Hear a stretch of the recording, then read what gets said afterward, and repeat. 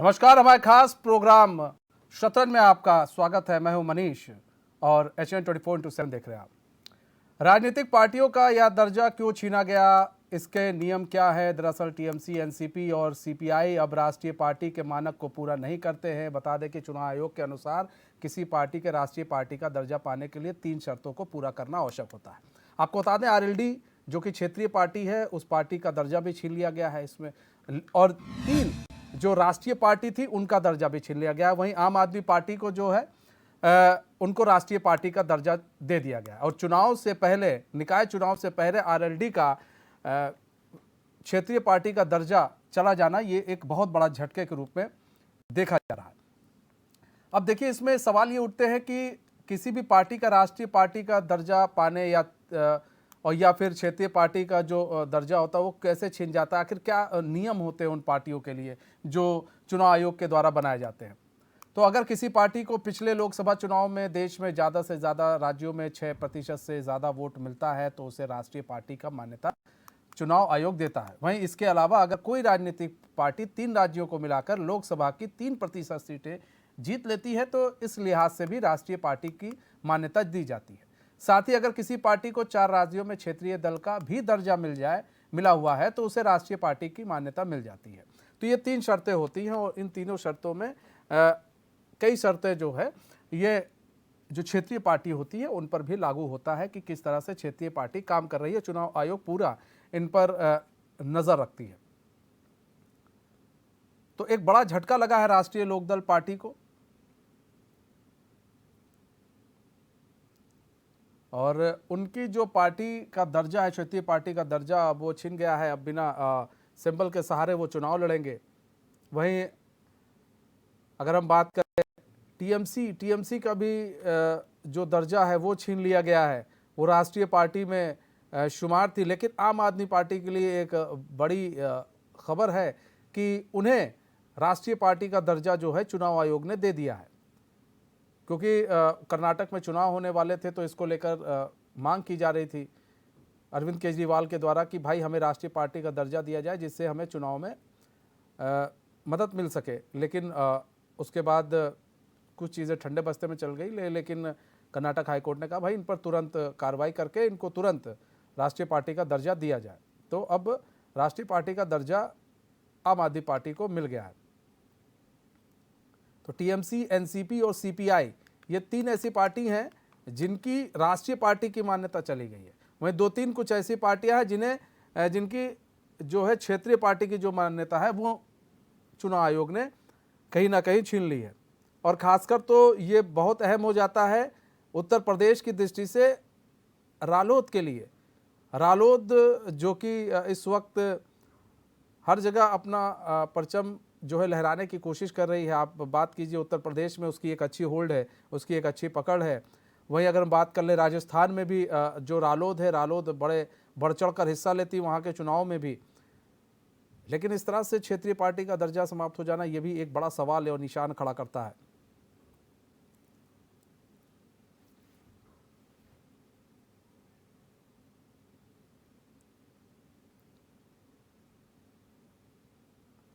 तो यूपी निकाय चुनाव से पहले बड़ा झटका है RLD को।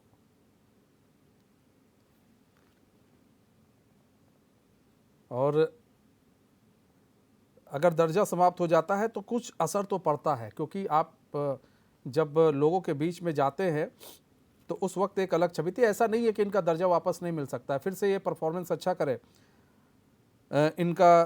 इनको क्षेत्रीय पार्टी का दर्जा मिल जाएगा।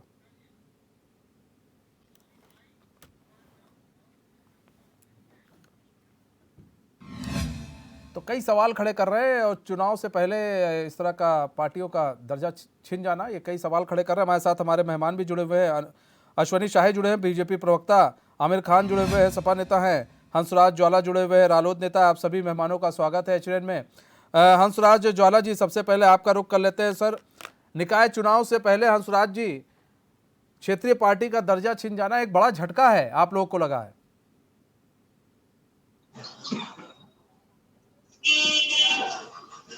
हंसराज ज्वाला जी, आपको हमारी आवाज आ रही है?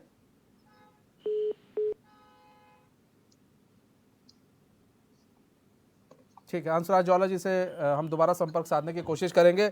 आमिर खान जी, आरएलडी का दर्जा छिन गया है। अब आरएलडी क्षेत्रीय पार्टी में जो वो जिस सिंबल से लड़ती थी नहीं लड़ेगी। चुनाव आयोग का ये आदेश आया है, किस तरह से देख रहे हैं इस आदेश को? पार्टी का दर्जा छिन जाना ये दुखद बात नहीं है। तो मैं कहूंगा इस तरह की चीजें नहीं होनी चाहिए। लोकतंत्र में किसी भी व्यक्ति को या किसी भी संगठन को राजनीतिक पार्टी के तौर पे अगर अपना संगठन बना दिया है और उसे रजिस्टर्ड करा दिया है तो उसे पूरा अधिकार होना चाहिए और उन्हें इस तरह से खत्म नहीं करना चाहिए। और अगर कोई कमी है तो जो उसके मानक है उस संगठन को पूरे कर लेने चाहिए। और किसी वजह से समय की कमी है तो जो इस प्रक्रिया को देखने वाले उच्च व्यवस्था है वो इस चीज के लिए थोड़ा सा उन्हें राहत दे कि वो अपने सारे जो कार्य हैं या जो कागज हैं वो पूरे कर सकें, जिसकी वजह से उनके संगठन का रजिस्ट्रेशन कैंसिल किया जा रहा है। 6% वोट भी हासिल करने में नाकाम रही है, तो ये भी तो एक बड़ी बात है ना। देखिए 6% वोट हासिल करने में, देखिए ये चीज तो बहुत सारे लोग जानते हैं कि समय समय पर बहुत सारी राजनीतिक पार्टियों का निर्माण होता रहा है। तो अब ऐसा नहीं है कि कोई भी पार्टी अगर मान लीजिए कम वोट लेती है तो आप खत्म कर देंगे, ये चीज बढ़िया नहीं है। हो सकता है कि आज मान लीजिए जनता का रुझान उस पार्टी की तरफ नहीं है लेकिन कल उस पार्टी की तरफ होने लगे, तो ये चीज ऐसा नहीं होना चाहिए। नहीं तो फिर चुनाव आयोग के तो दरवाजे खुले, वो तो कह रहे हैं कोई दिक्कत नहीं है, आप अगर मानक को पूरा कर लेंगे तो फिर हो जाएंगे। हम हंसराज जी, आपको हमारी आवाज आ रही है अब? जी हंसराज जी, सवाल ये है सर कि आपकी क्षेत्रीय पार्टी का दर्जा छीन लिया गया है। कई 3 ऐसी पार्टी है जिनकी राष्ट्रीय पार्टी का दर्जा चला गया है और एक पार्टी को राष्ट्रीय पार्टी का दर्जा मिल गया है। निकाय चुनाव से पहले पार्टी का दर्जा चला जाना, वो किस तरह से देख रहे हैं आप? देखो, आप जानते हैं कि देश में किस तरह की राजनीति हो रही है। हमसे पहले महाराष्ट्र में किस तरह की राजनीति हुई है। चुनाव आयोग ने शिवसेना का सिंबल किस तरह मनमानी ढंग से दूसरे को दे दिया। इसी तरह ये एक सिर्फ राजनीति एजेंडा है इनका कि किसी तरह जो पार्टी है अपने दम पे जो है क्षेत्र के लोगों के मुद्दा उठा रही है, किसानों की आवाज उठा रही है। यूपी में सब जानते हैं कि यूपी में जो है राष्ट्रीय लोकदल एक ऐसी पार्टी है जो किसान, गरीब, मजदूर सबके साथ में है, सबके साथ में उनकी लड़ाई लड़ती है और खड़ी रहती है। भारतीय जनता पार्टी कहीं डरी हुई है कि आने वाले 2024 के चुनाव में ये टारगेट किया जा रहा है कि किसी तरह इनको बाहर किया जाए, क्योंकि उनके अगर यहाँ पे उनका जो चुनाव में जो सबसे बड़ी बाधा है वो सिर्फ और सिर्फ राष्ट्रीय लोकदल है। तो इसलिए चुनाव आयोग ने जो मानक दिए हैं, माननीय जयंत चौधरी जी उस पर अपनी प्रतिक्रिया देंगे, तो मैं नहीं मानता कि अभी कुछ बात कहना मेरे उसे उचित रहेगा। तो लेकिन बात यह है कि सिर्फ और सिर्फ मानक तो पूरे हो जाएंगे क्योंकि जनता का समर्थन पूरा मिलेगा। बात सिर्फ ये है कि चुनाव आयोग क्या केंद्र की कठपुतली की तरह काम नहीं कर रहा, ये विचारने हैं बहुत। मतलब केंद्र की कठपुतली पर काम कर रहा है चुनाव आयोग, इसलिए आपकी क्षेत्रीय पार्टी का दर्जा छीन लिया गया। ठीक है, अश्वनी शाही जी, देखिए आमिर खान भी ये बोल रहे हैं, जो सपा नेता है, रालोद की तरफ से भी ये बोला जा रहा है कि भाई केंद्र की कठपुतली की तरह काम कर रहा है, इसलिए इनकी क्षेत्रीय पार्टी का दर्जा समाप्त हो गया। अश्वनी जी, देखिए मनीष जी, कितनी हास्यास्पद बातें हैं अभी जो हमारे रालोद के साथी बोल रहे हैं। वोट इनको जनता ने नहीं दिया, अर्हता ये नहीं पूरी कर रहे हैं। एक एमपी नहीं, जो 6% वोट या एक एमपी, 6% वोट या 2 एमएलए, ये एक मानक है, उतना भी आप पूरा नहीं कर पा रहे हैं। उसके बाद वो चले गए शिवसेना, ये छीन लिया। और ये भाई आप जनता के बीच में है कहाँ? सपा के रहमो करम पर जयंत जी आज सांसद हैं, 9 एमएलए भले ही है लेकिन वोट परसेंटेज देखिए कितना है आपका। तो ये चीजें आप अपने अंदर की कमियों को ढूंढिए। ये ऐसा नहीं कि भारतीय जनता पार्टी से आप लगे मुकाबला करने। एक कहावत कही जाती है कि जो शेर का खाल पहन लेने से सियार शेर नहीं हो जाता है, वो जो रहता है आप अपने आप को बनाइए, आप अपने आप को जनता के बीच में ले जाइए। ये भारतीय जनता पार्टी के लिए छाती पीटने से और बिलाप करने से कोई मतलब नहीं है। आमिर भाई यहाँ है, हमसे चुनाव लड़े, बढ़िया लड़े वो, और 111 सीट पर आए, तो आज उनका है। लेकिन उनके साथ पीछे बहुजन समाज पार्टी रही, उनके 10 MP हैं, और आज उसकी बदौलत वो राष्ट्रीय पार्टी है, ये लोग राष्ट्रीय पार्टी नहीं है। तो ये तो चुनाव आयोग ने जो एक संवैधानिक व्यवस्था कर रखी है कि जब जिसको जो अर्हता पार करेगा उसको मिल जाएगा। कल को पता चला कि 10 सांसद हो गए तो राष्ट्रीय पार्टी हो जाएगी समाजवादी पार्टी, 10 सांसद रालोद के हो जाएंगे। भले ही समाजवादी पार्टी 10 टिकट आपको नहीं देगी, सपने में भी मत सोचिएगा आप लोग, 1-2 दे दिया वो बहुत है, लेकिन जब 10 हो गई अपने बदौलत तो भी आप राष्ट्रीय पार्टी हो जाएंगे। इसमें चुनाव आयोग को और भारतीय जनता पार्टी के दबाव में काम कर रहा ये उचित नहीं है। आप मेहनत करिए, अपने नेता से कहिए कि मेहनत करें, जनता से जुड़ाव रखें। ऊपर हवाई हमले और हवाई यात्रा करने से नेता नहीं बन जाता है, ट्विटर वार करने से मेहनत करनी पड़ती है, उतरना पड़ता है। मैं मनीष जी एक बात कह के अपनी बात को समाप्त करूंगा। माननीय प्रधानमंत्री जी देश के प्रधानमंत्री होते हुए भी आसाम और नॉर्थ ईस्ट के इलाकों का 50 बार दौरा किए, और आसाम से सांसद रहते हुए भी कांग्रेस के माननीय मनमोहन सिंह जी आसाम से सांसद थे, लेकिन वो 2 बार भी नहीं गए। कर्नाटक की यात्राएं कितनी की, ये मेहनत करना पड़ता है।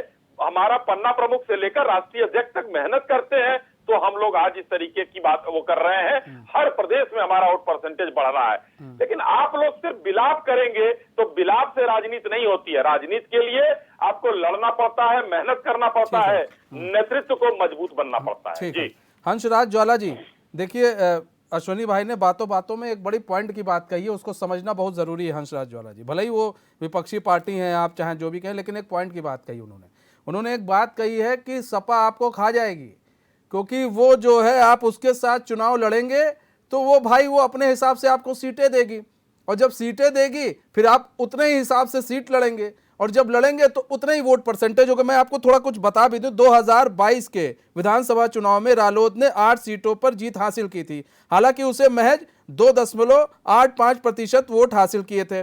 इस वर्ष 2019 के लोकसभा चुनाव में रालोद के हिस्से में कोई सीट नहीं आई थी, महज 1.69% वोट उसको मिले थे। 2017 में 1.78 वोट मिले थे, 2014 में 0.86 वोट मिले थे, 2012 में 2.33 वोट परसेंटेज वोट थे आपके।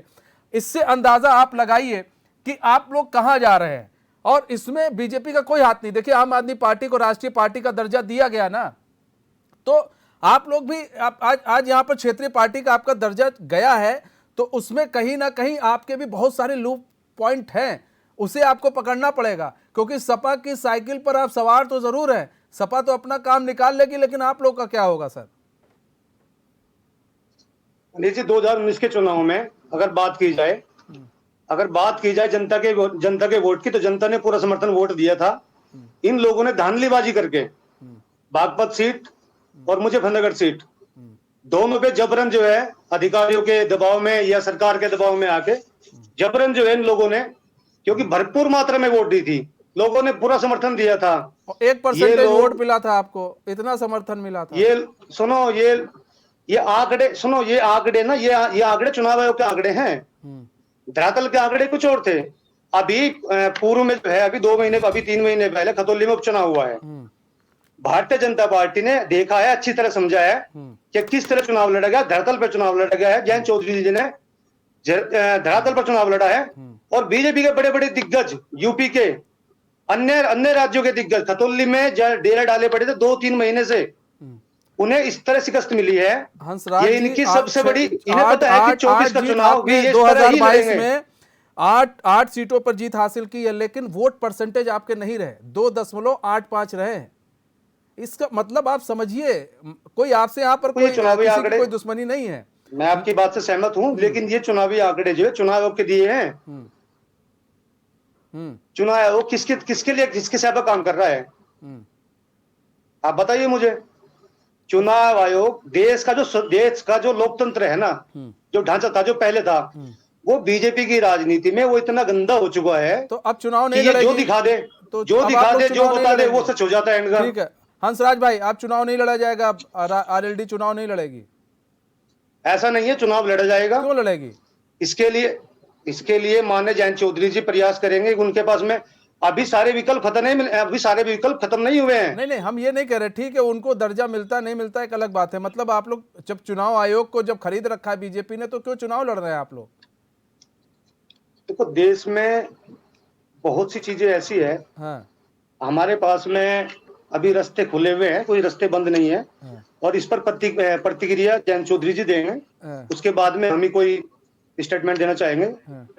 नहीं ठीक है आमिर भाई, बच रहे हैं अभी लगता है हंसराज भाई। आमिर भाई नहीं नहीं, बचने वाली बात नहीं है। ठीक है कोई तो बात हमारे नहीं। राष्ट्रीय अध्यक्ष इस पर प्रतिक्रिया देंगे अपनी, जो है आमिर भाई प्रेस कॉन्फ्रेंस आप लोग करेंगे भी कहते हैं भाई चुनाव आयोग अभी, लेकिन अभी विकल्प खुला है। हाँ। अभी ये नहीं है कि चुनाव आयोग ने बोल दिया। हाँ अभी हमारे पास में बहुत सारे विकल्प हैं, ठीक है। ऐसा नहीं है।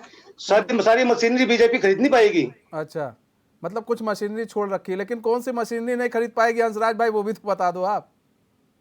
देखो जी, अभी हमारे पास में कोर्ट का भी रास्ता खुला है। अब ये लोग कहते हैं कोर्ट भी बीजेपी खरीद रखी है। जो आपके ही समर्थक है वो कांग्रेस वाले हैं बेचारे, वो कोर्ट तो मैदान में खरीद उतरे लेंगे, पड़े हैं कोर्ट के खिलाफ। लोकतंत्र को ये खरीद लेंगे। लेकिन एक बात तो बताओ, आम जनता को तो, आम जनता इनके बहकावे में नहीं आने वाली है। इन लोग आम को जनता का ठीक है। हम लोगों के साथ पूरा आमिर भाई, समर्थन रहेगा। आमिर भाई देखिए और सबसे हम बड़ी जन जन जाकर अपना, हम जन जन जाकर इसी पर जो है अब ठीक है काम फोकस करेंगे, करेंगे। आप पूरा फोकस अब इसी पर होगा। ठीक है आमिर भाई, देखिए सवाल ये है कि देखिए हंसराज भाई कह रहे हैं कि सब कुछ खरीद लिया है बीजेपी ने। अब जब सब खरीद लिया, आप भी कह रहे हैं लोकतंत्र ये वो, तो क्यों चुनाव लड़ रहे हैं आप लोग? हमें तो समझ में नहीं आ रहा आप लोग चुनाव क्यों लड़ रहे हैं। मत लड़िए, बीजेपी कहिए जब तुमने सब खरीद लिया, हम वैसे भी नहीं जीतना है बीजेपी को, आप लोग जीता हुआ घोषित कर दीजिए। फिर काहे चुनाव लड़ रहे हैं? क्यों इतना माथापच्ची, क्यों पैसा खर्चा हो रहा है, इतना देश के ऊपर बर्बाद हो रहा है पैसा इतना, इतने नेताओं का? आपका सवाल मुझे बहुत अच्छा लगा और मैं इसका जवाब दूंगा, लेकिन इस जवाब से पहले मैं एक बात कहना चाहूंगा। जैसे कि तुमसे लड़ा गया था, बीजेपी से ये नहीं था कि आपसे आप बैठकर बोले कि चलो ठीक है हंसराज भाई आ रहे हंसराज भाई आ रहे हंसराज भाई आ रहे सपा से जवाब ले ले, आते हैं सपा से जवाब ले ले। हाँ बोले। मनीष भाई, मैं चाहता हूँ कि जो भी भाई बैठे हैं ये सब लोग एक एक करके बोले ताकि सुनाई सबकी आवाज दे सके। हाँ बिल्कुल। हाँ, तो मैं बोल रहा था जैसा कि आपने कहा, मैं उसका भी जवाब दूंगा, लेकिन उससे पहले कहूंगा जैसा कि हमारे अश्विनी भाई बीजेपी से बैठे हैं, इन्होंने बड़े भाई ने जो कहा कि इन पार्टियों को मेहनत की आवश्यकता है, जमीन पर उतरने की आवश्यकता है, मैं इनकी इस बात से पूरी तरह सहमत हूँ। लेकिन देखिए ये बात आपको माननी पड़ेगी कि बीजेपी ने इन संस्थाओं को कैप्चर कर रखा है। और बात अब जो आपने मुझसे सवाल करा कि हम क्यों चुनाव लड़ रहे हैं, इन्हें जीत जाने, निर्विरोध जीत जाने दें, तो मैं इसका जवाब आपको देना चाहूंगा। देखिए, जब हमारे देश को अंग्रेजों ने जिस तरह से अपने कब्जे में ले रखा था, तो फिर तो जितने भी हमारे महापुरुष रहे और जितने भी स्वतंत्रता सेनानी रहे, वो ये बात सोच लेते कि भाई ये तो अंग्रेजों ने कब्जा कर रखा है। मतलब आप लोग स्वतंत्रता सेनानी है, आप लोग स्वतंत्रता सेनानी। देखिए मनीष भाई, आपके चैनल में मतलब बहुत निकाला जाता है, मतलब बहुत, मेरी बात महाराज आप ही तो बोल रहे, आप ही बोल रहे कि हम लोग स्वतंत्रता सेनानी है।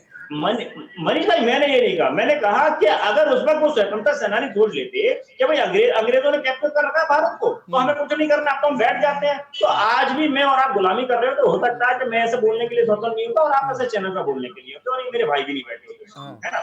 तो ये आवश्यक है कि विषम परिस्थितियां कितनी भी हो, और अगर आप फील्ड में उतर आए हैं तो रेस को कंप्लीट करना आवश्यक होता है ना। तो उसी तरह मैं ये कहना चाहूंगा, आपके सवाल उचित नहीं है कि नहीं आप निर्विरोध चुन जाने दीजिए और ऐसा नहीं, उसमें एक पेच था ना, जब भारत की आजादी के लिए लोग लड़ रहे थे उस वक्त आम पब्लिक थी, ठीक है, यहाँ पर पार्टी है, तो पार्टी और आम पब्लिक में बड़ा अंतर है। और उस जो पार्टी है, पार्टी ये कह रही है कि मतलब लोकतंत्र की हत्या हो गई है, और अगर ममता बनर्जी ये कह रही हैं कि लोकतंत्र की हत्या हो गई है, भाई बीजेपी सवाल पूछेगी तो बंगाल में ये बताओ रामनवमी पर पत्थर चलेगा, फिर तुम उस वक्त लोकतंत्र की हत्या नहीं हो रही है। नीतीश कुमार बोलेंगे लोकतंत्र की हत्या हो रही है, तो भाई बीजेपी सवाल पूछेगा या फिर पब्लिक सवाल पूछेगी। वहां पर रामनवमी में आगजनी पत्थरबाजी हो रही है, लोकतंत्र की हत्या नहीं हो रही है। जहां पर कुछ नहीं हो रहा है वहां लोकतंत्र की हत्या हो रही है। तो सवाल भी तो इसीलिए उठते हैं ना। बात तो ये कैसे जनता को आप लोग देखिए, मेन है मनीष भाई जनता। ये बात सहमत जी, देखिए ये आपको माननी पड़ेगी कि जहां जहां उपद्रव या इस तरह की घटनाएं होती हैं, आपको देखने को मिलेगा जहां बीजेपी शासन नहीं है वहां इस तरह की चीजें होती हैं, और ये बीजेपी के द्वारा कराए गए प्रोपेगेंडा होते हैं जिसके ना महाराज ये कहा ना ना ना ना ना ना, ये गलत जा रहे दिशा पे आमिर भाई। ना ना ना ना ना ना, एक चीज बताइए, आप गलत दिशा पकड़ लिया आपने। ना ना, प्रशासन उनका ऐसा नहीं है कि वहां पर प्रशासन नीतीश का, प्रशासन ममता बनर्जी का और कई जगहों पर हो गया, तो यहाँ पर प्रशासन इनका लठ मारे, बंद कर दे, फांसी चढ़ा दे ऐसे लोगों पर। क्यों छोड़ दे रही है? और बयान सुनिए ममता बनर्जी का, उधर इफ्तियार पार्टी कर रहे हैं नीतीश कुमार, इधर आग जनी हो रही है। सवाल पूछे जाते हैं फिर, ऐसा नहीं है कि बीजेपी कर रही है सर, उनके खिलाफ सख्त से सख्त कार्रवाई हो रही है। और कुछ नहीं हो रहा है, कुछ नहीं हो रहा है, सब हवा में कारतूस, वो भी दगा कारतूस चलाया जा रहा है सर। हम लोग भी गुस्से में, ऐसा नहीं है, लेकिन हम लोग एक एंकर है, कुछ कर नहीं सकते। कानून व्यवस्था सही है, बाकी जहां बीजेपी शासन नहीं है वह कानून व्यवस्था सही नहीं है। आपकी ये बात कैसा है मनीष भाई? मैं आपको उत्तर प्रदेश का ही दे देता हूँ। सुनिए, अभी मैं बोलूंगा तो आप कहेंगे जी लीजिए, आपने तो आप बीजेपी का समर्थन कर रहे हैं। देखिए आमिर भाई, मैं उत्तर प्रदेश की बात कर दूं, आ रहा हूँ अश्वनी भाई, आ रहा हूँ अश्वनी भाई, आता हूँ मैं उत्तर प्रदेश की बात कर दूं। मायावती के समय में जितने दंगे हुए, उसके बाद जैसे ही अखिलेश की सरकार आई थी, उसके बाद ये 16% दंगे बढ़ गए, 16% अपराध बढ़ गए थे। और अगर नहीं विश्वास है तो आप लोग खुद जाके देखिए, हम नई रिपोर्ट बना रहे थे, ये रिपोर्ट खुद आई हुई है, एनसी क्या नाम है की रिपोर्ट है कुछ, बहुत सारी रिपोर्टें आती हैं सर, बहुत सारी चीजें हुई हैं। आपके यहाँ दंगे बहुत हुए, मैं अभी आपको भी डेटा देने लगूंगा, तो मैं उस पर नहीं जा रहा हूं। मैं ये कह रहा हूं कि देखिए लोकतंत्र की बात वहां पर होती है। जब दंगे की बात हो रही है तो मैं आपसे पूछूंगा, गुजरात में जिस वक्त दंगे हुए थे उस वक्त सरकार किसकी थी और किसके क्षेत्र में दंगे हुए थे? आप इस बात को कैमरे के सामने कहना चाहेंगे मनीष भाई? मनीष भाई, एक मेरा सवाल है, आप हमेशा सवाल करते हो, मैं आपसे सवाल कर रहा हूँ, तो गुजरात में दंगे हुए थे वो किसके शासनकाल में हुए थे, किसके क्षेत्र में हुए थे? आप इसका जवाब दीजिए। सुनिए, मैं आपको बता दूं, उस वक्त अटल बिहारी वाजपेयी जब प्रधानमंत्री हुआ करते थे, तो उन्होंने गुजरात दंगे का, सुनिए प्रधानमंत्री की बात मैं बोल रहा हूं ना, अब सवाल किया तो जवाब भी ले लीजिए ना। उस वक्त प्रधानमंत्री ने भी अटल बिहारी वाजपेयी, स्वर्गीय अटल बिहारी वाजपेयी ने उस वक्त कड़े शब्दों में गुजरात दंगों की निंदा की थी और कहा था ये बात कि जो भी इसमें संलिप्त है उसे पकड़ो न ठीक नहीं होगा। मतलब आप समझ रहे हैं। उसके बाद कांग्रेस जब आई तो फिर गुजरात दंगों को लेकर ना जाने कितना नरेंद्र मोदी के ऊपर FIR हुई, सुप्रीम कोर्ट में मामला चला, क्लीन चिट मिल गया सर, क्लीन चिट।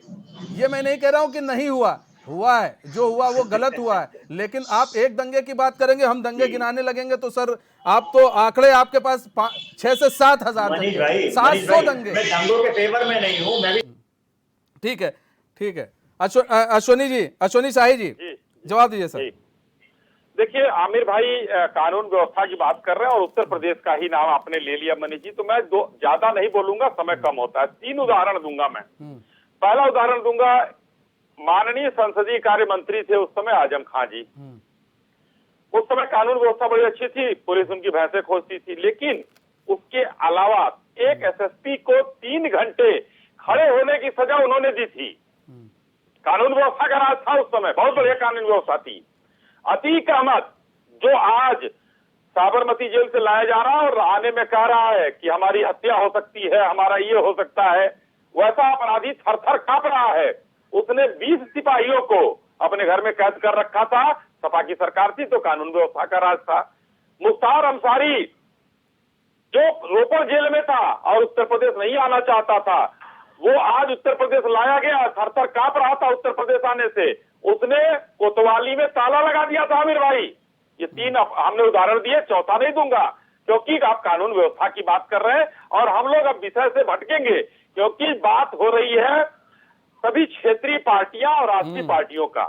और आपने दंगे डाले इसमें कि दंगा सबसे ज्यादा, मैं एक बात कहना चाहूंगा, योगी सरकार जब से आई है 6 साल हो गया और पूरे देश में इस 25 करोड़ जनता में पूरे देश में सब कोई दंगा ही नहीं हुआ। दंगा मुक्त प्रदेश का तमगा मिला हुआ उत्तर प्रदेश को, ये एक गौरव की बात है। और मैं तो कहूंगा कि पूरे भारत में गौरव की बात होना चाहिए। ममता बनर्जी अगर न कहती, मनीष जी एक सवाल है, ये अभी आमिर भाई भी कहेंगे, हमारे रालोद के साथी भी कहेंगे, सब लोग कहते हैं कि सेकुलर देश है, सेकुलर देश है। अच्छी बात है, सेकुलर होना चाहिए। तो सेकुलर देश में मुस्लिम मोहल्ला क्या है, हिंदू मोहल्ला क्या है? ममता बनर्जी जी ने भाषण दिया था कि आप लोग जलूस लेकर जाइए रामनवमी का, मगर मुस्लिम मोहल्लों से मत लेकर जाइएगा। ये क्या है भाई? आमिर भाई, उनके भाषण को सुनिए। दंगा फैलाने का काम उन्होंने ही किया। मुस्लिम मोहल्ला क्या, अगर ठीक सेकुलर है तो कोई ठीक है। मोहल्ला अश्वनी नहीं। अश्वनी साहेब जी आते हैं, आपके पास आते हैं सर।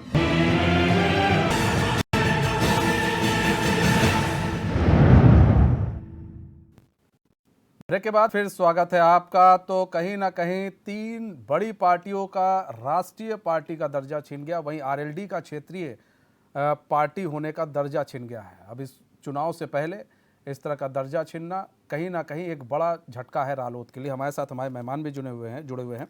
हंसराज ज्वाला जी, देखिए एक झटका तो लगा ही है, लेकिन अब आप लोग निकाय चुनाव में क्या करेंगे? किस तरह से लोगों के बीच में जाएंगे? अब तो क्षेत्रीय पार्टी का दर्जा छिन गया है, तो कैसे लोगों को अब अपनी ओर करेंगे?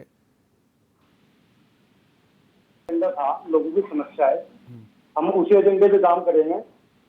और बाकी रही बात सिंबल की, चुनाव लड़ने की, चुनाव लड़ेंगे, बिल्कुल चुनाव लड़ेंगे।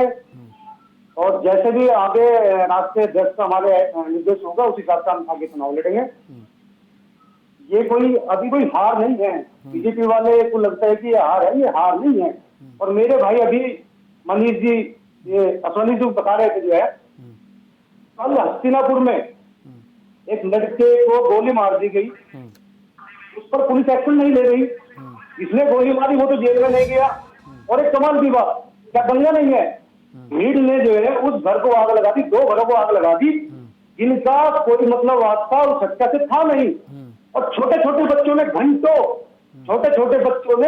जो है खेतों में अपनी जान बचाई है। मवाना के हस्तिनापुर में मेरठ में पलटा में घटना घटी है। मानवता के नाम पर सरोवर क्या चल रहा है? चाहे छोटे छोटे बच्चे अपराधी थे जो घंटों डर के हमारे देश में छिपे रहे। देश में गुंडाराज है, हाथरस में बेटी के साथ में रेप होता है, अन्य बहुत सारे, कोई एक मुद्दा नहीं है। लेकिन राष्ट्रीय लोकदल ने इस तरह की पहले आवाज उठाई है, आगे उठाती रहेगी। अच्छा, भारतीय जनता पार्टी हंसराज ज्वाला जी, राष्ट्रीय लोकदल पश्चिम में इतना ठीक है। हंसराज ज्वाला जी, बीजेपी का वहां पर कोई जनादेश नहीं है। ठीक है। हंसराज ज्वाला जी, आप आवाज उठा रहे, बहुत अच्छी बात है, आवाज उठानी भी चाहिए। तो ये मैं बस इतना जानना चाह रहा हूँ, ये आवाज सिर्फ बीजेपी के लिए उठाएंगे कि और पार्टियों में भी इस तरह के अगर कुकृत्य हुए होंगे तो आप उठाते आवाज? यहाँ पे भी कोई अपराध होगा, पहले भी चौधरी अजीत सिंह ने जो है, चौधरी माननीय बाबा जी चरण सिंह ने जो है, आपको याद होगा, बहुत साफ सुथरी राजनीति की है। वो दौर की बात नहीं कर रहे हम, अजीत सिंह के दौर की बात करें। अब बताइए आप। माननीय जयंत चौधरी जी के पास जी, साफ सुथरी राजनीति है। और कमाल की बात है, नहीं, अब आप सुनिए हंसराज ज्वाला जी, एक छोटी सी, एक भी कोई घटना, कोई आपराधिक के खिलाफ नहीं है। नहीं, ये अच्छी बात है, बहुत अच्छी बात है। हंसराज जी, देखिए यहाँ पर तो बात यही है ना कि आप ये बताइए, मैं बस इतना जानना चाह रहा हूँ कि ये सिर्फ एक पार्टी तक के लिए सीमित है हंसराज ज्वाला जी, या फिर सभी पार्टियों के लिए सीमित है कि नहीं आरएलडी उन लोगों के लिए, उन जो मजलूम लोग हैं, जो दुखी लोग हैं, जो पीड़ित लोग हैं, उन लोगों के लिए आवाज उठाएगी, चाहे पार्टी किसी की भी हो? पार्टी चाहे किसी की भी हो, जो अपराधी होगा, चाहे वो किसी पार्टी का हो, हम उसके लिए आवाज उठाएंगे। हमारे माननीय नेता जी उसके खिलाफ होंगे, बिल्कुल। कौन नेताजी खिलाफ होंगे? कौन नेताजी खिलाफ होंगे? माननीय जयंत चौधरी जी। जयंत चौधरी जी खिलाफ होंगे, ठीक है, हम ये जानना चाह रहे थे। ठीक है आमिर भाई, आपका हम रुक कर लेते हैं। आमिर भाई, मैं आपको आज जब अखिलेश यादव के 4 साल पूरे हो गए थे, उस वक्त की मैं थोड़ी सी एक रिपोर्ट आपको बता दे रहा हूँ। हर दिन 24 rape, 11 attempt to rape, 13 murder, 33 kidnapping, 19 दंगे, 136 चोरियां, कुल एक दिन में 7,650 क्राइम की घटनाएं। ये देश के सबसे बड़े क्राइम स्टेट यूपी का एक दिन का रिपोर्ट कार्ड है। मैं बता रहा हूँ, एक दिन का रिपोर्ट कार्ड जब अखिलेश यादव हुआ करते थे। मैं एक चीज और भी बता दे रहा हूँ आपको, ठीक है? ये बात वहाँ के उस वक्त के डीजीपी ने भी मान ली थी कि यहाँ कुछ हो रहा है, गलत हो रहा है पिछले। और मैं आपको बता दूं, 70% से ज्यादा घटनाएं सपा विधायकों और मंत्रियों के इलाके में, ठीक है? आपको वो भी बता दें, सबसे ज्यादा दंगे बीजेपी बसपा विधायकों के इलाकों में हुए। मायावती सरकार से 16% ज्यादा क्राइम अखिलेश के कार्यकाल में हुए। यहां तक कि आपके मंत्री भी बोले, मौजूदा सरकार में एफआईआर दर्ज होती है इसलिए क्राइम बढ़ता है। अब सर जवाब दीजिए। ये आपके मंत्री का कहना था, मनीष भाई, मेरा ये कहना फर्क नहीं। था, ये कहीं ना कहीं अगर आप इसका शाब्दिक अर्थ निकालें तो बिल्कुल सही था। आज आप देखते हैं कि बहुत सारे केसेस ऐसे होते हैं, पीड़ित व्यक्ति है, वो कोतवाली के चक्कर काट रहे होते हैं, लेकिन उनकी प्राथमिकी दर्ज नहीं की जाती। दूसरी बात, मैं मुद्दे से थोड़ा अलग आता हूँ, लेकिन जो मेरे बड़े भाई ने अभी इससे पहले एक लाइन बोली थी कि अब देश और प्रदेश के गुंडे थर-थर कांप रहे हैं, मुझे बहुत अच्छा लगा और मैं भी चाहता हूँ जो क्रिमिनल लोग हैं वो कांपे, और जिन्होंने जघन्य अपराध किए हैं उन्हें कड़ी से कड़ी सजा होनी चाहिए, उन्हें फांसी दी जानी चाहिए। मैं केवल एक बात जानना चाहता हूँ, क्या केवल अपना ढिंढोरा पीटने के लिए अतीक अहमद को वहां से यूपी लाया जाना? ऐसा तो था नहीं कि उसे यूपी की जेल में अपने साथ देंगे, यूपी की जेल में रख लेंगे। मुख्तार यूपी लाया अंसारी गया, की केवल भी, मजिस्ट्रेट के सामने पेश मुख्तार किया गया। अंसारी भी देखिए, है, मुख्तार मेरी अंसारी बात भी सुन है। लीजिए, मैं वो बात करूंगा, आप मेरी बात सुन लीजिए। ये सारी बात वहां से गुजरात से वहां तक इतना बड़ा मीडिया कवरेज, इतनी सारी चीजें, तो क्या देश में केवल अब हम लोग टीवी चैनल पे और जो हमारा सिस्टम है, जो हमारी सरकार है इस वक्त मौजूदा, वो केवल इस बात पे रह गई है कि एक क्रिमिनल को वहां से उठाया जाए? अरे वीडियो कॉन्फ्रेंसिंग के द्वारा ये काम नहीं हो सकता था? मैं आपको सवाल कर रहा हूँ, मेरे बड़े भाई क्यों उसे रिलीफ दें? हम क्यों उसे रिलीफ दें? हम क्यों उसे रिलीफ दें? क्यों रिलीफ? उसे ये रिलीफ ही है, वो वहां पर बैठकर वीडियो कॉन्फ्रेंस, वो नेता है, वो प्रधानमंत्री है, वो मुख्यमंत्री है, वो एक गुंडा है, वो एक चोर है, डकैत है वो। तो मनीष भाई, मैंने सबसे उसको पहले क्यों रिलीफ दें?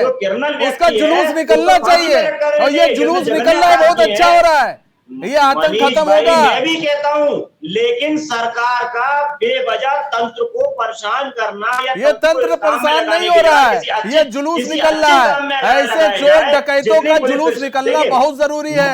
आमिर भाई, तो जुलूस कुछ भी निकालने हो, का तरीका है, उससे उसकी पीछे से बेल्ट पकड़ ले, और उसके पीछे- अंदर पीछे खौफ पैदल होना दौड़ाते चाहिए। जाते। तो उसने मैं तो कईयों एक हफ्ते में की बढ़िया जुलूस कोख निकलता। उजाड़ दी है, कईयों के मांग के सिंदूर छीन लिए हैं, कईयों के भाइयों को छीन लिया है।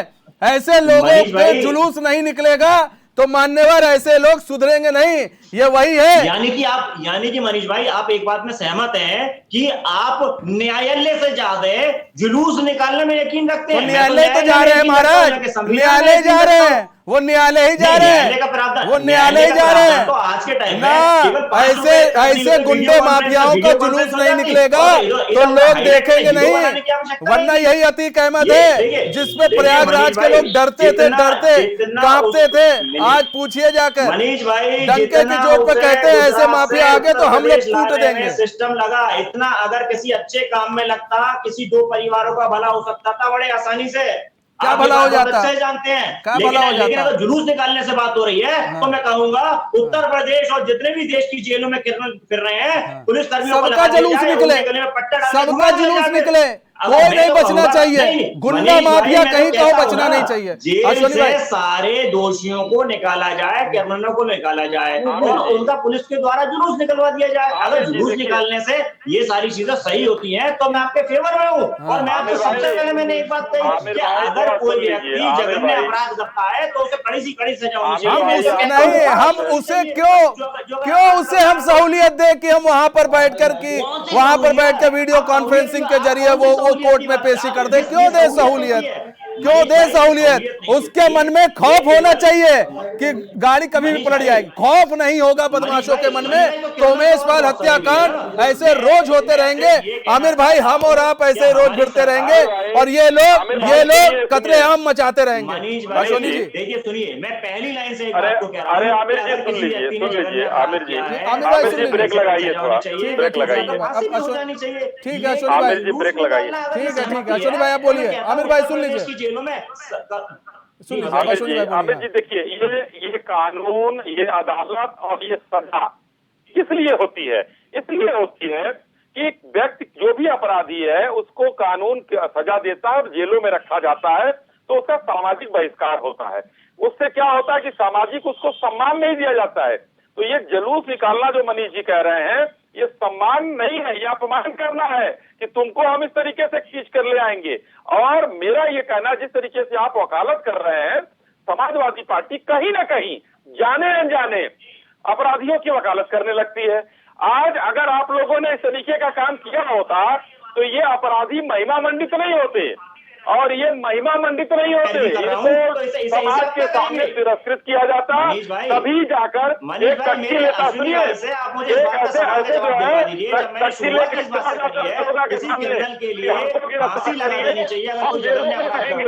उत्तर प्रदेश की योगी सरकार हमको जो है छोड़ेगी नहीं, मार देगी, क्योंकि हम अपराधी हैं। तो आप देखिए, आजम खान साहब संसदीय कार्य मंत्री थे और मनीष जी ने इतने रिकॉर्ड गिनाए, उसमें एक और बड़ा अच्छा था, 1044 पुलिस कर्मियों पर हमले का भी था। ये सदन में बोला हुआ बयान है, आजम खान साहब ने बोला था संसदीय कार्य मंत्री होते हुए। अपराध जो होते थे, आप लोग, आज हमने उन अपराधियों को प्रताड़ित करके, या तो उनको हमने पहले जब ठोक दिया, कहा आपके अखिलेश जी को बड़ा बुरा लगा, ये मुख्यमंत्री की भाषा नहीं है, अपराधियों के साथ महिमा मंडन होना चाहिए, आप पुनर्वित स्थापित कराइए, हम वो नहीं कराएंगे।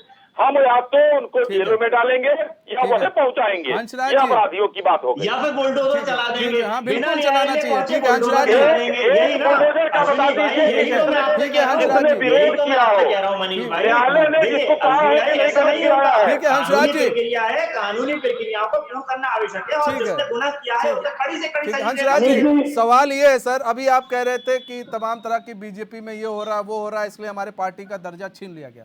मैंने आपको मोटा मोटी एक सपा के बारे में गिना दिया, उस वक्त क्यों नहीं जयंत चौधरी सामने आए और क्यों नहीं कहा यह गलत हो रहा है? अगर हो रहा है अखिलेश जी आपके शासनकाल में, भले ही हम आपके पार्टी से जुड़े क्यों ना हो, आपकी साइकिल की सवारी क्यों ना कर रहे हो, तो क्या उस वक्त समझौता हो जाता है पार्टियों का कि नहीं तुम गलत करोगे और हम तुम्हारा साथ देंगे? सर ये कैसी पार्टी है? आप कह रहे किसानों की बात कर रहे हैं। आपकी जानकारी के लिए मनीष जी मैं बता दूं मनीष जी कि अभी इसके माफिया के बारे में हम लोग बात कर रहे हैं। पहली बात तो उसके बारे में कोई चर्चा करनी नहीं चाहिए। माफिया कोई भी हो उसको सिर्फ और सिर्फ कड़ी सजा मिलनी चाहिए। उसके लिए देश में न्यायालय है। हम पर मतलब हम किसी गुंडे माफिया पर क्यों बात करें, क्यों डिबेट करें? उसके लिए प्रशासन है, शासन है उसके लिए कार्रवाई करने के लिए। एक गुंडे माफिया को जो है टीवी पर जो है पूरा दिन दिखा रहे हैं, क्या देश में कोई मुद्दे नहीं है? उस गुंडे के लिए उस आदमी के लिए न्यायालय है सजा देने के लिए, और न्यायालय ने इसका बहुत अच्छा एक्शन लिया है। इस बात से हम बहुत खुश हैं।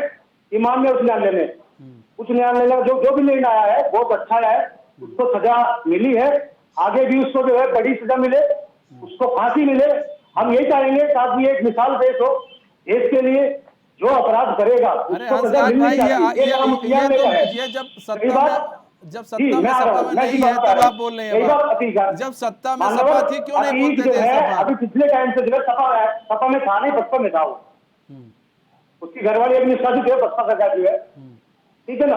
और सब जानते हैं कि बसपा फिलहाल अभी किसकी भी पार्टी है, बीजेपी की भी पार्टी है बसपा। सब जानते हैं इस बात को फिलहाल। अभी उसको बहन जी को इतना समझ नहीं आता है बीजेपी की भी पार्टी कितनी है। कभी कांग्रेस आती है कह देती है सपा भी पार्टी है, और कभी सपा कह देती है कांग्रेस भी पार्टी है। आप आ गए तो आप कह रहे हैं बसपा भी पार्टी है। अरे अश्वनी भाई, इतनी भी पार्टी रख लिया है आपने, ये अच्छी बात नहीं है। सारी भी पार्टी आपकी काम कर रही है और रालोद बिचारी जो है हमारी 6% वोट नहीं पा रही है, इसलिए उसकी मान्यता रद्द हो गई है। मनीष जी थोड़ा सा ध्यान से हम बातों को हम कह रहे थे, हम लोग दंगे की तरफ चले गए। जो मुख्य मुद्दा था उससे हम लोग विरत कर दिया। आमिर भाई ने बड़े चालाकी से जो है दूसरे तरफ घुमा दिया। लेकिन आज आप बताइए, 2 चुनाव हो गए, नगर निगम में समाजवादी पार्टी कोई मेयर की सीट नहीं जीत पाती है। रालोद को तो ये टिकट देंगे कि नहीं देंगे छोड़ दीजिए, बी पार्टी ये है उनके या सपा इनकी है ये लोग जाने। हमारी बी पार्टी कहाँ है, सब लोग बी पार्टी कहते हैं। आम आदमी पार्टी को ये लोग कहते हैं बी पार्टी है, वो कांग्रेस के साथ सरकार दिल्ली में बना लेती है। तो जितनी बी पार्टियां हमारी हैं सब दूसरे के साथ सरकार बनाती हैं, और बी हमारे भाजपा की बी पार्टी है वो लोग। चलिए खैर, इन लोगों को कहने दीजिए, अच्छी बात है, राजनीति है, कुछ भी संभावनाएं बनी रहती हैं हर जगह। इन लोगों का भी कहीं ना कहीं किसी से लगाव हो जाएगा। लेकिन अब मेयर का चुनाव 2 चुनाव में नहीं हो पाया। तो एक मुरादाबाद की सीट 2007 में शायद हमको लग रहा है कि आमिर भाई जीत पाए थे, नहीं तो कोई सीट जीत नहीं पाए। आ गया है वो चुनाव। अब ये सोचे कि क्षेत्रीय पार्टी भी नहीं रहे, समाजवादी पार्टी क्या स्थान देगी, कितने मेयर की सीट इनको लड़ाएंगे, क्योंकि गठबंधन में है। कितने सभासद की सीट देंगे इनको, इस पर विचार करना चाहिए, न कि भारतीय जनता पार्टी के साथ नूरा कुश्ती करके इनको। और आज इस समाज के सामने अपना जगहसाही कराए रालोद के लोग। मजबूती, पहले अपनी मजबूती बनाए, उसके बाद सीट जीतने की बात करें। आप आज सपा के बैसाखियों के साथ हैं। हमें 14-15 सीट हम लोग मेयर की जीतते रहे हैं। ठीक है। और आज चाहे सपा की भाई, सरकार ये भी रही सवारी है, के चक्कर में आप लोगों ने, इस सवारी के चक्कर में आप लोगों ने रालोद की सब खत्म कर दिया। रालोद को ये सवारी करा करा के, एक सवारी का वो कहते हैं चूरन दे दे के, पूरा आप लोगों ने तो बेचारे उन लोगों से काम भी करवाया मजदूरों की तरह, और बेचारे वो सब 6% वोट भी नहीं पा पाए, और क्षेत्रीय पार्टी का आप लोगों ने दर्जा भी छुनवा लिया। अब तो यहाँ तो बड़ा दिक्कत में है। ये आपका नजरिया है, लेकिन राजनीतिक नजरिए से दो पार्टियां कार्य करती है, ऐसा इस नजरिए से नहीं देखना चाहिए। और अगर आप इस नजरिए से देखते हैं, नहीं, किस नजरिए से देखे आमिर भाई? हंसराज भाई बोल नहीं पा रहे हैं इस समय, वो क्या किस नजरिए से देखे बताइए आप?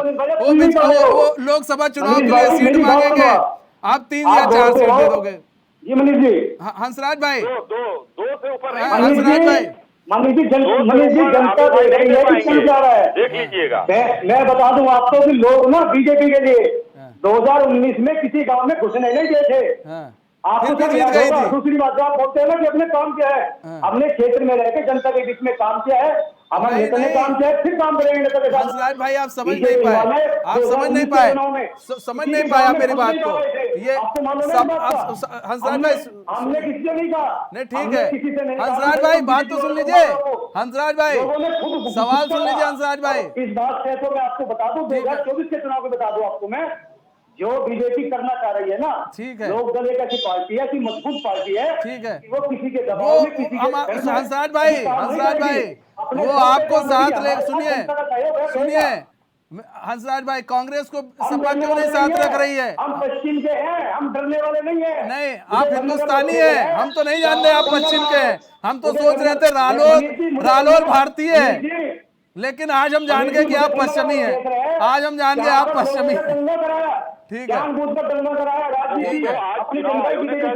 ठीक है, हंसराज भाई सवाल सुन लीजिए, हंसराज भाई सवाल सुन लीजिए ना, सवाल तो सुन लीजिए हंसराज भाई, समय कम है, सवाल सुन लीजिए मेरा। ये है सवाल कि आप कह रहे हैं हम खेतों में रहते हैं, सपा यही तो चाह रही है आप खेतों में रहिए महाराज, उसके आगे मत निकलिए।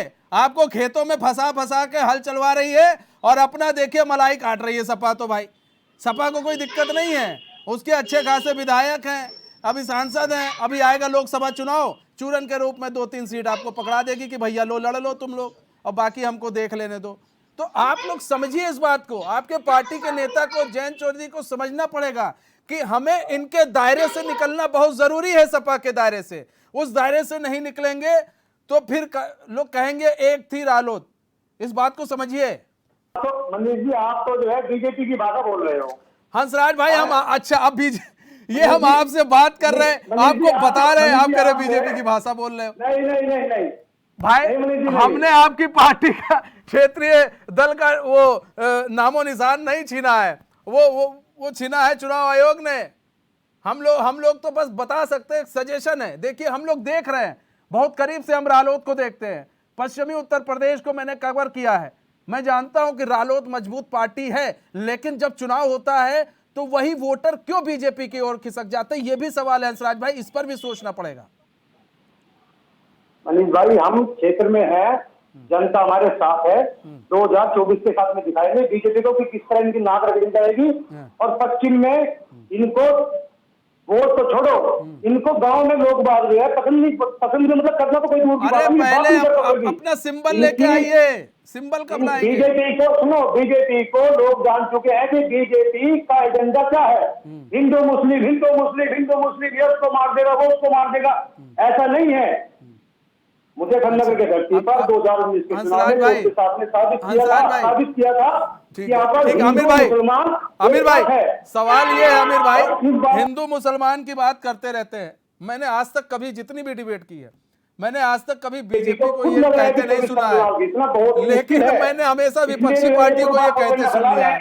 तो हिंदू मुस्लिम जो है, आज ऐसा नहीं है मुसलमान पढ़ा लिखा नहीं है, मुसलमान समझदार है, उसे भी मालूम है क्या करना है क्या नहीं करना है। बीजेपी कहेगी आपको तुम दंगा मालूम है, करो, बिल्कुल। जाके दंगा कर लेगी। ऐसा नहीं है, मुसलमान भी पढ़ा लिखा है, समझदार है।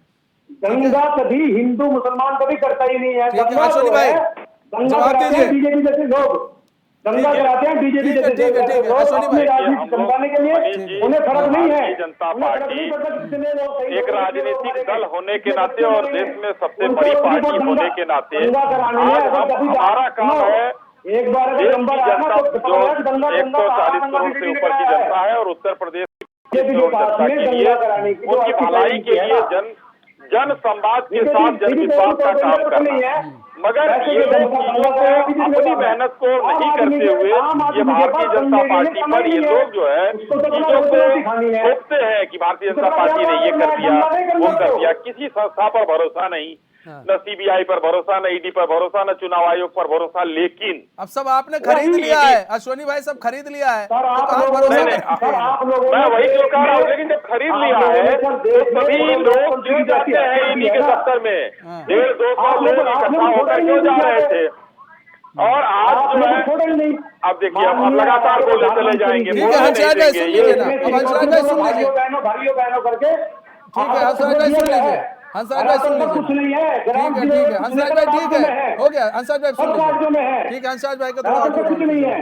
हंसराज भाई का ठीक है, आप अश्वनी भाई बोलिए ना। जी तो आज अगर ठीक है सबको हमने खरीद लिया है, आरोप लगाते हैं, कोई दिक्कत नहीं।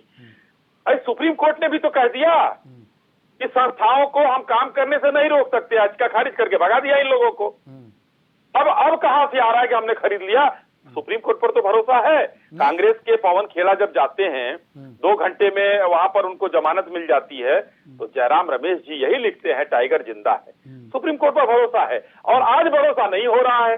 हमने संस्थाएं खरीद लिया, यही बात माननीय प्रधानमंत्री जी ने अपने स्थापना दिवस पर वहां पर भाषण देते हुए कहा था कि हम संस्थाओं को खुली छूट देते हैं, किसी को कहीं भी हम बचाने नहीं जा रहे हैं, कोई भी होगा। अब देखिए 19 या 13 लोगों ने चिट्ठी लिखा, जिसमें फारूक अब्दुल्ला जी का पहला नाम था। 113 करोड़ के खेल घोटाले की जांच चल रही है, 8 करोड़ की संपत्ति सीज हो चुकी है। सारे मौसेरे भाई जुट गए एक साथ और आज हम लोग देश को साफ करने की बात कर रहे हैं। लालू प्रसाद जी पर आज से नहीं मुकदमा चल रहा है, 97 से चल रहा है चारा चोरी का। आज चीजें बदली हुई हैं। हम लोग 1,10 करोड़ से ऊपर, आमिर भाई आपने सुना भी होगा कि संपत्तियां जब्त किया है ईडी ने, और आप यूपीए में थे, 4,000 करोड़ की संपत्तियां जब्त किया था। यानी कि संस्थाएं काम कर रही हैं। बंगाल में अनुव्रत चटर्जी के यहाँ 50 करोड़ से ऊपर मिलता है और इत्र के मित्र आप जो है 197 करोड़ उसके यहाँ मिलता है। सब जगह मिल रहा है। छत्तीसगढ़ में भूपेश जी के सचिव थी वो लेडी IAS अफसर, उसके घर में करोड़ों का कैश बरामद होता है। ठीक है, ठीक है, 10 सेकंड आमिर भाई, 10 सेकंड, आपका 10 सेकंड है। ठीक है, ठीक है अंसर भाई, ठीक है आमिर भाई जल्दी से जवाब दीजिए। आमिर भाई एक सवाल ये भी है कि किस तरह से आप देखिए, आपकी पार्टी है रालोद जो आपके करीबी है और आप उनके साथ चुनाव लड़ते हैं, दर्जा छिन गया है, अब कैसे इनका साथ आप ले पाएंगे और कैसे चुनाव में उतरेंगे? सर जल्दी से सर, 10 सेकंड में, समय कम है। मनीष भाई मुझे सवाल को समझ नहीं आ पाया क्योंकि मेरे बड़े भाई लगातार बोलते ठीक रहे है, ना। मैं ये कह रहा हूँ कि जो रालोद का जो क्षेत्रीय पार्टी का दर्जा छीना है, अब कैसे उनको लेकर आप जाएंगे और कैसे चुनाव मैदान में उतरेंगे? सर जल्दी से जल्दी से। देखिए, राजनीति के लिए किसी भी पार्टी को अगर साथ लेकर के चलना है तो हमें पहले की तरह साथ लेकर चलना होगा। और बात रही अगर किसी संस्था का रजिस्ट्रेशन या जो भी चीजें कैंसिल करने की बात चल रही है, तो जो उसकी कमियां उन्हें पूरा कराने का कार्रवाई करी जाएगी। और इसके लिए ऐसा नहीं है कि किसी पार्टी के साथ ऐसा हो रहा है तो उसके लिए दूसरी पार्टियां साथ नहीं देंगी, और जिस तरह भी संभव होगा हमारे राष्ट्रीय अध्यक्ष इस पर निर्णय करेंगे, विचार करेंगे, उसी तरह का आगे कार्रवाई करी जाएगी। मतलब लोकसभा सीटों में 20-25 सीट जरूर देंगे, इतना विश्वास है। बहुत बहुत धन्यवाद सभी मेहमानों का हमारे साथ जुड़ने के लिए और अपना बहुमूल्य समय देने के लिए। तो हमारे इस खास प्रोग्राम शतरंज में बस इतना ही। मुझे दीजिए इजाजत, तो खबरों के साथ बने रहने के लिए देखते रहिए एचएन न्यूज। नमस्कार।